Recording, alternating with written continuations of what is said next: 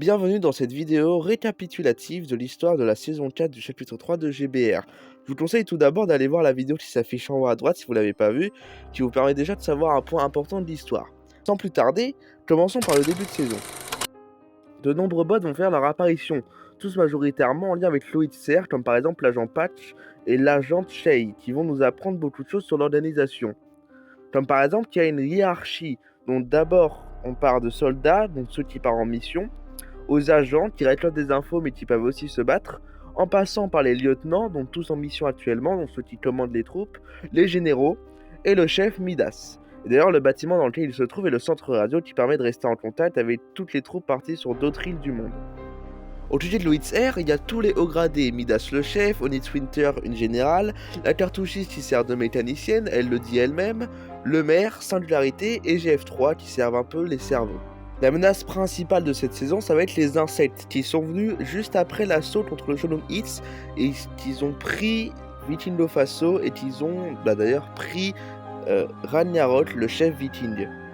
D'ailleurs, Midas dit qu'il faut à tout prix les éviter de s'étendre aux autres îles parce que sinon on pourrait bien ne jamais avoir de tranquillité sur cette île.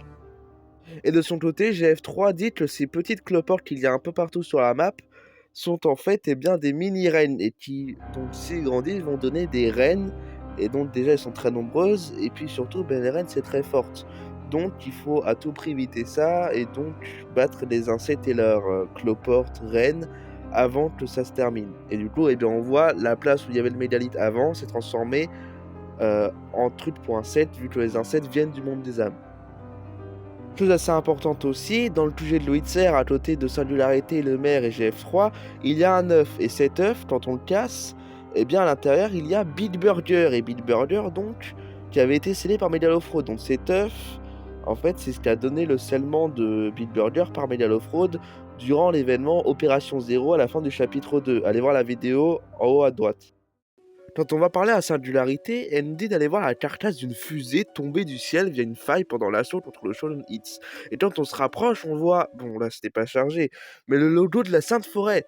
Et quand on interagit avec la carcasse, on découvre que en fait, c'est la fusée de GF2, qui date de la fin du chapitre 1, allez voir la vidéo en haut à droite, qui va demander entre les réalités depuis la fin d'Utopia. Sauf qu'elle a l'air avoir été corrompue par le cube. Étrange.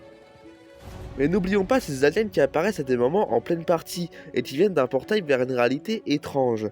Et d'ailleurs, Midas exprime son inquiétude car GF3 pense que c'est l'ultime réalité. On en apprendra plus, mais pour l'instant, retenez ce nom. Mais pour l'instant, les aliens ont l'air inoffensifs. Pour l'instant. Et pour finir avec le début de saison, Banane a fait son apparition dans le domaine des rêves, anciennement domaine des âmes. Et on voit d'ailleurs sa capsule adossée au trône du Shonen Hits. Et quand on le recrute et qu'on peut lui parler, on sait pas trop ce qu'il veut, mais il a l'air amical. Donc, attendons un peu ce qui va se passer. Après la mise à jour de mi-saison, un certain John Jones va faire son apparition doté de bananes. Quand on va lui parler, il nous demande si nous sommes un habitant de cette île, ce à quoi nous répondons oui, et il nous apprend que quelque chose de malveillant pourrait être un pouvoir puissant sur cette île. Un pouvoir puissant? Le Saint-Arbre peut-être, ou même le point zéro, que le Saint-Arbre abrite, ou du moins a du pouvoir, vu que GF2 avait utilisé le point zéro pour amener la Sainte Forêt. On voit d'ailleurs la capsule de Jones aux côtés de celle de Banane qui était déjà là. Les insectes ont d'ailleurs été exterminés dans cette mise à jour. Le maire nous dit que ça a été plutôt facile, ils ont attendu d'avoir assez de troupes pour pouvoir attaquer une liste d'insectes de Vikingo et libérer en passant Ragnarok qui fait partie maintenant de Loïd Air. Du coup on voit que vu que les insectes font partie du monde des âmes, le Vikingo se transforme peu à peu en vrai monde des âmes, comme leur nid qui était là avant. Mais il aurait peut-être fallu se concentrer sur les aliens. Car les aliens, ne voyant aucun signe de résistance, fit exécuter leur plan. Ramener Kevin du vide. Attendez une minute.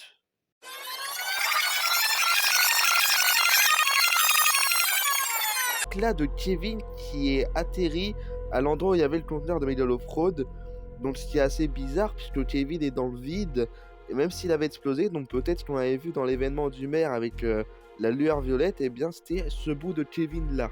Mais donc Kevin a un éclat qui est tombé sur l'île du chapitre 2, mais est toujours là. Attendez, on va encore prendre un peu de recul.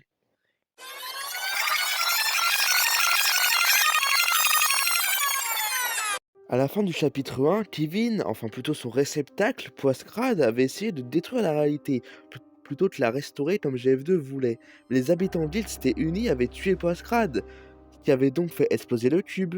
Et l'éclat qui était tombé dans le chapitre 2 nous le confirmait. Et pourtant, au chapitre 3, Kevin est de retour. Ok, théorie. Lorsque Kevin s'est détruit au chapitre 1 et que ses éclats ont été ramenés dans le vide quand le point 0 a formé le trou noir, voilà ce qui a pu arriver. 1. Lorsque le chapitre 2 s'est lui aussi fait aspirer avec l'éclat de Kevin, il est donc retourné dans le vide et a permis de reformer Kevin entier avec tous les éclats. Mais ça colle pas, Kevin est plus petit maintenant. 2. Quand l'éclat est tombé qu'il en manquait donc un, tous les éclats qu'il y avait dans le vide se sont rassemblés pour essayer de reformer Kevin. Mais vu qu'il en manquait un, ils n'ont pas pu le reformer au complet, et c'est pour ça qu'il est plus petit. Mais le maire dit quelque chose d'intéressant. 3. Ce n'est tout simplement pas le même cube que Kevin du chapitre 1. Je m'explique. Enfin, je cite le maire. On a tué Poiscrade, donc Kevin n'est plus censé agir sans réceptacle, sans personne pour le contrôler, donc il aurait jamais pu se reformer pour ne former qu'un. Dites-moi ce que vous en pensez dans les commentaires, dites vos théories, et peut-être que ça sera la bonne, hein. Quand on va parler à la cartouchiste, elle se confesse. Elle nous dit que depuis quelque temps, elle a des visions de chaos tirées par une forme humaine vide avec des ficelles, ce qui coïncide étrangement avec la description que GF3 donne au chef de l'ultime réalité, le néant, synonyme de vide. Donc il serait quelqu'un ou quelque chose étant littéralement né de rien, et qui désire juste détruire l'univers, rien que ça, pour reformer un à son image. De plus, n'oubliez pas que c'est les aliens, donc des membres de l'ultime réalité, qui ont ouvert un portail vers le vide pour amener ce cube au point où on en est, je ne sais même plus comment l'appeler. Donc sûrement une tentative d'invasion de l'ultime réalité qu'on ne pourra pas stopper. Et Joss nous dit que quelque chose de malveillant veut s'en prendre à l'île, mais parle-t-il simplement du cube ou de autre chose? Pour finir, Midas nous dit que quand le néant envahit lui-même une réalité, on appelle ça l'Armageddon.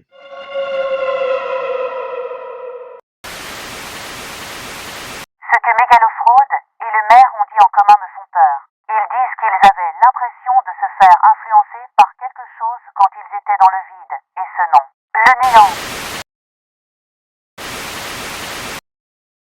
Wow, ok, ça va les gars? Moi ça va. Bon, j'espère que vous avez apprécié cette vidéo. N'hésitez pas à liker, à vous abonner, à partager pour qu'un jour je puisse avoir mon code créateur et que vous puissiez jouer sur cette map ou sur d'autres. La prochaine vidéo, ça sera l'event de fin de saison. Voilà, donc il y aura un event. Et voilà, et tout ce que je vous souhaite, c'est portez-vous bien et n'arrêtez jamais d'apprendre.